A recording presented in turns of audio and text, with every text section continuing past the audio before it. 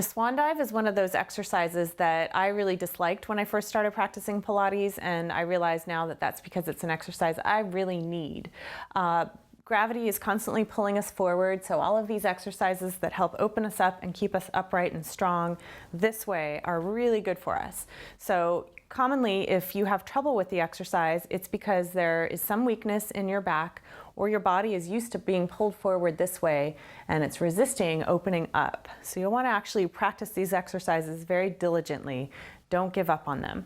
I'm going to start out by coming down on the mat and bringing the legs together. If it's uncomfortable for your legs to be together, go ahead and separate them about hip distance apart. You'll be working someday towards legs together as long as that's comfortable. So don't force it if it's not.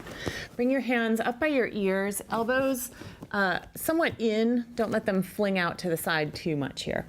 Pulling in your belly, look down at the mat, and I want you to draw a line with your nose out the end of the mat and just starting up the base of the wall, and find your back muscles to begin to lift up. Try not to just do it with your hands. Lift yourself up, up, up, and hold for a moment, elbows still slightly bent. Pull your belly in and away from the mat, and then lengthen and exhale, come down. Now here's the common mistake that we make when we come up in this movement. Inhale, we'll come up.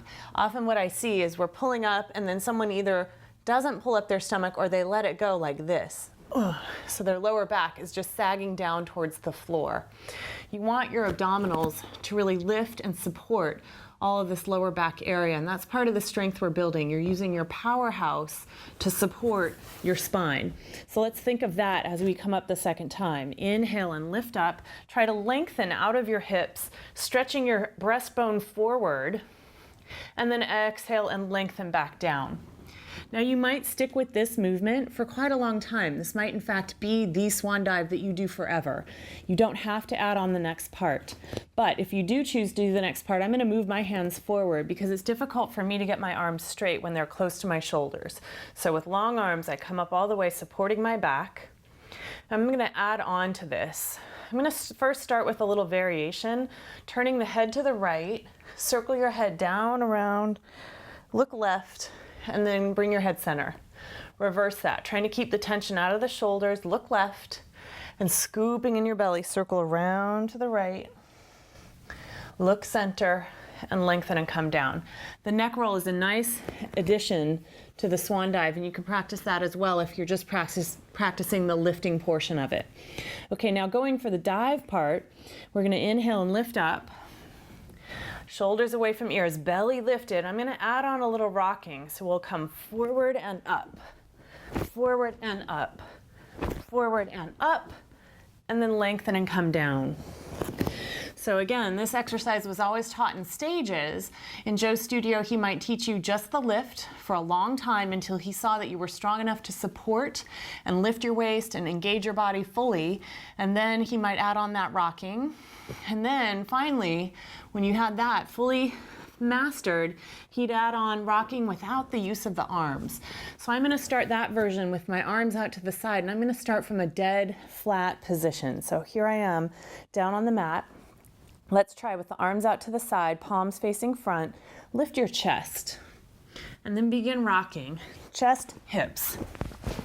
Go for 5. And then come to a stop. So that feels pretty yucky to me. It's difficult to get it moving. If you happen to have the type of body that moves in this direction easily, you'll often see people go through that motion and they're really effortless looking, almost like they could turn into a wheel. That's not me, so if that's the case for you, just keep at it. We're going to try it again. This time I'm going to bring my arms a little more forward. So for the last one, inhale, lift up. Lift your waistline away from the floor, stretch long, and go for 3 times.